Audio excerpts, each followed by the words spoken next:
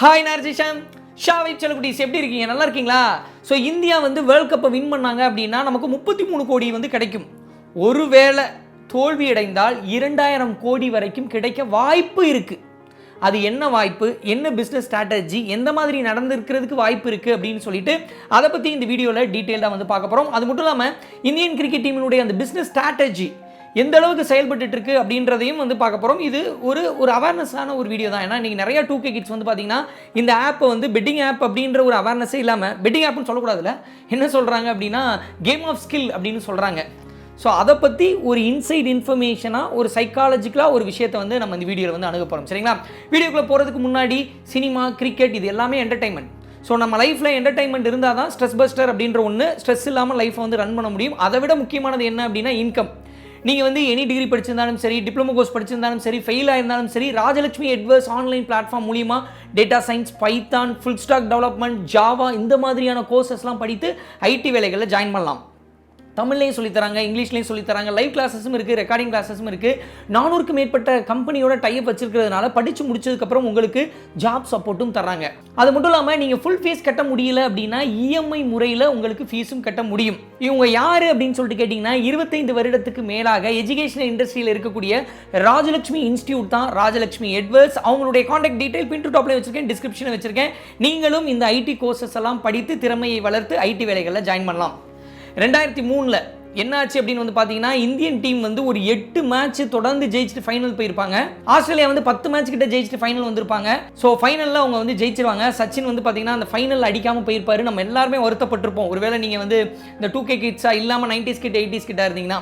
So அதோட ஒரு ரிப்பீட்டாக இருக்க போகுது. ஸோ இந்தியன் டீம் வந்து 10 மேட்ச் கிட்ட தொடர்ந்து ஜெயிச்சிருக்காங்க. கண்டிப்பாக ஆஸ்திரேலியாவை அடித்து அதுக்கு ஒரு ரிவெஞ்சாக எடுப்போம் அப்படின்னு சொல்லிட்டு நினச்சிட்டு இருந்தோம். 5 தடவை உலகக்கோப்பை வாங்கிய ஆஸ்திரேலியா வந்து 6வது தடவையாக நேற்று வாங்கிட்டாங்க. கொஞ்சம் கஷ்டமாக தான் இருந்தது, கொஞ்சம் வருத்தமாக தான் இருந்தது. ஸோ நீங்கள் கொஞ்சம் யோசித்து பார்த்தீங்க அப்படின்னா ஃபஸ்ட் மேட்ச் இந்தியா கிட்ட வந்து தோற்றுருப்பாங்க, அதுக்கப்புறம் சவுத் ஆஃப்ரிக்கா கிட்ட தோற்றுருப்பாங்க, அதுக்கடுத்து எல்லாமே ஆஸ்திரேலியா ஜெயிச்சிருக்கும். 6வது தடவை உலகக்கோப்பை வாங்குறதுக்கு சவுத் ஆஃப்ரிக்கா கிட்ட தோற்றதா செமிஃபைனலில் மாற்றிருக்கும், வின் பண்ணியிருக்கும். ஃபைனலில் அதே மாதிரி ஃபஸ்ட் மேட்ச் இந்தியா கிட்ட தோற்றதா மாற்றிருக்கும். இப்போது 2008 தான் வந்து பார்த்தீங்கன்னா இந்த ஆப்னு ஒன்று, என்ன ஆப் அப்படின்னு வந்து பார்த்தீங்கன்னா நீங்கள் இப்படி 11 வந்து செலக்ட் பண்ணலாம். இப்படி 11 செலக்ட் பண்ணி நீங்கள் செலக்ட் பண்ண 11ல் நிறையா ஸ்கோர் அடித்தாங்க அப்படின்னா உங்களுக்கு பாயிண்ட்ஸ் வரும், உங்களுக்கு காசு வரும் அப்படின்ற ஒரு விஷயம் இந்த 2008 தான் லான்ச் ஆக ஆரம்பிச்சது. லான்ச் ஆனதுக்கப்புறம் இந்த 2013 அப்புறம் என்ன ஆச்சு அப்படின்னு வந்து பார்த்தீங்கன்னா அந்த ஆப் எல்லாம் பூதகரமாக ஆரம்பிச்சது. ஸோ இது பெட்டிங் ஆப் அப்படின்ற ஒரு கலரே மாறி இது கேம் ஆஃப் ஸ்கில் அப்படின்னு சொல்லிட்டு இப்போ எனக்கு தெரிஞ்ச பசங்களே வந்து பார்த்தீங்கன்னா 20 டீம் 15 டீம் வச்சிருக்காங்க. 100 ரூபாய், 200 ரூபாய், 500 ரூபாய், 50 ரூபா. ஸோ இப்படி போடுறது அப்படின்னு வந்து பார்த்தீங்கன்னா ஜஸ்ட் லைக் தட், இது ஒரு ஃபன்னு தானே அப்படின்ற ஒரு மூடில் வந்து வர ஆரம்பிச்சிருச்சு. ஸோ ஒரு மேட்ச்சில் பார்ட்டிசிபேட் பண்ணுறாங்க இந்த ஆப் மூலியமா அப்படின்னு சொல்லப்படுது. ஒரே ஒரு ஆப்பே இந்த டேட்டா வந்து கொடுத்துருக்காங்க. நேற்று இந்தியா தான் ஜெயிக்கும், ஏன்னா 10 மேட்ச் கிட்ட ஜெயிச்சிருக்கோம். நம்ம இமோஷனலாக என்ன ஆயிருப்போம்னா இந்தியா இந்தியா அப்படின்ற ஒரு இமோஷனுக்கு வந்திருப்போம். 100 ரூபாய் அப்படின்றது இன்னைக்கு சாதாரண ஒரு விஷயம் ஆயிடுச்சு. ஒருவேளை அந்த ஆப்பில் எல்லாருடைய ட்ரீமும் என்னவா இருக்குன்னா வேர்ல்ட் கப்பை அந்த 11 பிளேயர்ஸ் வந்து வின் பண்ணணும் அப்படின்றது தான் இருக்குது. அந்த ட்ரீமோட அந்த ஆப்பில் 2000 கோடி ஆச்சு. ஸோ இந்தியா ஜெயிச்சாங்க அப்படின்னா இந்தியாவுக்கு வந்து ஒரு 33 கோடி வந்து பிசிசிஐக்கு வந்து கிடைக்கும். ஒருவேளை அந்த ஆப்பின் மூலியமாக, ஏன்னா அந்த ஆப் எல்லாமே வந்து ஒரு டைப்பில் தான் இருக்குது, பிசிசிஐயோட டைப்பில் தான் இருக்குது. ஏன்னா அவங்களுடைய டிஷர்ட்லேயே வந்து பார்த்தீங்கன்னா அந்த கேம் ஆஃப் ஸ்கில் ஆப் வந்து சைடில் லோகோவாக வந்து வரதான் செய்யுது. அதையும் தாண்டி வந்து பார்த்தீங்கன்னா ஜென்ரலாக இப்போ மக்கள் போடுறாங்கல்ல, ஸ்டேடியமில் வந்து பார்த்தீங்கன்னா நேற்று 1,30,000 பேர் இருந்திருப்பாங்க. அந்த 1,30,000 பேரில் 70% மேலே ப்ளூ ஜெர்சி தான் வந்து போட்டிருந்தாங்க. முன்னாடிலாம் வந்து இந்தியன் டீமுடைய ஜெர்சி போடணும் அப்படின்னா இந்த லோகோலாம் வராது, பிராண்டிங் லோகோலாம் வந்து வராது. ஆனால் இன்றைக்கி வந்து பார்த்தீங்கன்னா சைடில் அந்த ஆப்பினுடைய லோகோலேருந்து ஆரம்பித்து எல்லா பிராண்டிங் லோகோவோட தான் வந்து பார்த்தீங்கன்னா கிரவுண்டுக்கு வெளியே விற்கவே செய்கிறாங்க. இப்படி தான் அனுமதியே கிடைக்குது. ஸோ ஒரு ஸ்டார் வந்து டிஷர்ட் போடுறாங்க அப்படின்னா கூட நேற்று வந்து ஹிந்தி ஸ்டார்ஸ் 2-3 பேர் வந்திருந்தாங்க, அவங்க டிஷர்ட் போட்டிருந்தாங்க. அந்த டிஷர்ட்லாம் கூட வந்து பார்த்திங்கன்னா அந்த ஆப்பினுடைய லோகோவோட தான் இருக்குது. இந்த ஆப்பு 2008 ஆரம்பித்து இன்றைக்கி எந்த அளவுக்கு டெவலப் ஆகிட்டு வருது அப்படின்னு சொல்லிட்டு எடுத்து பார்த்தீங்கன்னா 2021 2554 கோடி ரெவன்யூ வந்து பார்த்துருக்கு.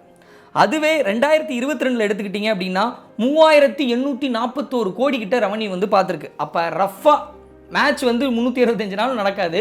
ரஃபாக எடுத்துக்கிட்டிங்கன்னா ஒரு நாளில் 10 கோடி ரூபாய் ஏர்ன் பண்ணுற மாதிரி இருக்குது. ஸோ இன்றைக்கி நம்ம கிரிக்கெட் அப்படின்றது, நானும் வந்து டைட்டன் கப்லேருந்து கிரிக்கெட் மேட்சஸ்லாம் வந்து பார்க்க தான் செய்கிறேன். ஸோ கிரிக்கெட் அப்படின்றது இந்த ஆப், இந்த பெட்டிங் ஆப் வந்ததுக்கப்புறம் டோட்டலாக மாறின மாதிரி இருக்குது. அதுவும் லாஸ்ட் 10 இயர்ஸில் இந்த ஸ்மார்ட் ஃபோன் அதிகமானதுக்கப்புறம் நிறைய பேர் வந்து இந்த ஆப்பில் வந்து கேமிங் வந்து இது கேம் ஆஃப் ஸ்கில் வந்து பார்ட்டிசிபேட் பண்ணும்போது இந்தியன் டீம் வந்து முக்கியமான மேட்ச்சில், அதாவது இந்த மாதிரி வந்து டோர்னமெண்ட் இருக்கும் பார்த்தீங்களா, அந்த வேர்ல்ட் கப் மாதிரி டோர்னமெண்ட், T20 வேர்ல்ட் கப்பு, இதிலெல்லாம் வந்து இந்தியா வந்து கண்டிப்பாக வந்து செமிஃபைனல் போவாங்க, செமிஃபைனலில் ஜெயிப்பாங்க அப்படின்னு நினைக்கும் போது தோற்றுருது. ஃபைனல் வரையும் போவாங்க, ஃபைனலில் ஜெயிப்பாங்கன்னு நினைக்கும் போது எல்லாரும் அதை நோக்கி போகும்போது, அதை நோக்கி வந்து அந்த ஆப்பில் விளையாடும் போது காசு போட்டு டக்குன்னு வந்து தோத்துடுறாங்க. ஸோ இப்படி தோக்கும் போது சோசியல் மீடியாலே வந்து பார்த்தீங்கன்னா இது சம்மந்தமாக நிறையா சின்ன சின்ன பேர் நிறையா வந்து எழுதியிருக்காங்க. 2013-14 ஸ்ரீலங்காவுக்கு எதிராக நம்ம T20 வேர்ல்ட் கப் ஃபைனல் ஆடும்போது நம்ம ஜெயிப்போம்னு நினச்சிட்டு இருக்கும்போது 130க்கு 4 விக்கெட் போய் 20 ஓவரில் அவ்வளோதான் அடிப்போம். ஸ்ரீலங்கா ரொம்ப ஈஸியாக வந்து ஜெயிச்சுட்டு போயிடுவாங்க. ஸோ இந்த மாதிரி நம்ம வந்து ஜெயிச்சா இத்தனை கோடி கிடைக்கும் அப்படின்னா, தோத்தா அதை விட அதிகமாக ஒரு 30 மடங்கு அதிகமாக கிடைக்கும் போது மேபி இந்தியா தோக்குறதுக்கு வாய்ப்பு இருக்கா அப்படின்ற ஒரு கேள்வி வருது. ஏன்னா முன்னாடி அப்படி பார்க்கும்போது வந்து பார்த்தீங்கன்னா கிரிக்கெட் மேட்ச் அப்படின்றது ஒரு 1983 பார்க்கும்போது இந்தியன் பிளேயர்ஸ் யாருமே வந்து பெரிய அளவில் காசோட போல, காசே இல்லாமல் இன்ஃபேக்ட் வந்து பார்த்தீங்கன்னா அந்த மேட்ச் ஜெயிச்சதுக்கப்புறம் ஒரு அந்த செலிப்ரேஷன் நடக்கும் பார்த்தீங்களா, நிறைய பேர் சாப்பிட்ருப்பாங்க, ஒரு பார்ட்டி நடந்திருக்கும், அந்த பார்ட்டிக்கு கூட காசு பே பண்ணுறதுக்கு யார்கிட்டையும் காசு இல்லை. அந்த மாதிரி தான் இருந்தது. 1983 இந்தியன் டீம் ஃபைனல் போய் ஜெயிக்கும் போது 2 டிக்கெட்டுக்கு மேலே எக்ஸ்ட்ரா இந்தியன் கிரிக்கெட் வாரியத்துக்கே கொடுக்க மாட்டேன்னு சொல்லிட்டு அசிங்கப்படுத்தினாங்க இங்கிலாந்து கிரிக்கெட் போர்டு.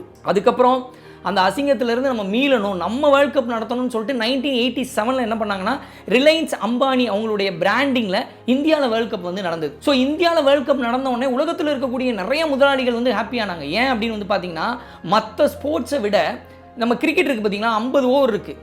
ஸோ ஒவ்வொரு ஓவருக்கு இடையில ஆடு போட முடியும். கொக்கோ கோலாலேருந்து ஆரம்பித்து பூஸ்ட்லேருந்து காம்ப்ளான்லேருந்து நிறைய பிராண்டை வந்து இந்தியாவுக்குள்ளே கொண்டு வர முடியும் அப்படின்றதுக்காக ஸோ இந்த 50 over cricket match, 60 over cricket match அப்படின்ற ஒரு விஷயத்தை இந்தியாவில் நடந்தால் நல்லாயிருக்கும். ஏன்னா இந்தியாவில் வந்து 100 கோடிக்கு மேலே இருக்காங்க மக்கள். ஸோ 100 கோடிக்கு மேலே மக்கள் இருக்கும்போது அவங்க எல்லாருக்கிட்டையும் இந்த பிராண்டை டிவி மூலியமாக, கிரிக்கெட் மூலியமாக, கிரிக்கெட்டுக்கு நடுவில் வரக்கூடிய விளம்பரத்தின் மூலமாக கொண்டு சேர்க்க முடியும். ஸோ அதுக்கப்புறம் மற்ற ஸ்போர்ட்ஸுக்கு கொடுக்குற இம்பார்ட்டன்ஸை விட கிரிக்கெட்டுக்கு அதிகமாக கொடுத்தாங்க. ஏன்னா கிரிக்கெட் வந்து மக்களுக்கு பிடிக்கவும் செஞ்சது. ஸோ நானும் வந்து பார்த்தீங்கன்னா கிரிக்கெட்னா எனக்கு ரொம்ப பிடிக்கும், நான் பார்ப்பேன். இதெல்லாம் என்ன அப்படின்னு வந்து பார்த்தீங்கன்னா, இந்த ஆப் வந்ததுக்கப்புறம் ஒரு சின்னதாக ஒரு டவுட் வருது. இந்த மாதிரி சோசியல் மீடியாவில் நிறைய எழுதுறாங்க அப்படிங்கும்போது ஒருவேளை இருக்குமோ, இது வந்து ஒரு டவுட்டு தான். அதையும் தாண்டி வந்து பார்த்தீங்கன்னா இன்றைக்கி அந்த பேட்டர்னில், ஏன்னா நான் ஒரு ஆப் வந்து எவ்வளோ சம்பாதிக்குதுன்னு சொன்னேன், இந்த மாதிரி ஒரு 4-5 ஆப் இருக்குது. இந்த ஆப்புக்கெலாம் யார் ப்ரொமோஷன் கொடுக்குறான்னு பார்த்தீங்கன்னா, ரோஹித் சர்மாவில் ஆரம்பித்து ரிஷப் பந்த்லேருந்து நம்ம கங்குலி வரைக்கும் எல்லாருமே வந்து இது ஆடுங்க அப்படின்றாங்க. இது ஆடுங்க, நான் வந்து கிரிக்கெட் பிளேயர் ஆகலை அப்படின்னா இந்த கேம் தான் ஆடிருப்பேன் அப்படின்னு சொல்லிட்டு ப்ரொமோட் பண்ணுறாங்க.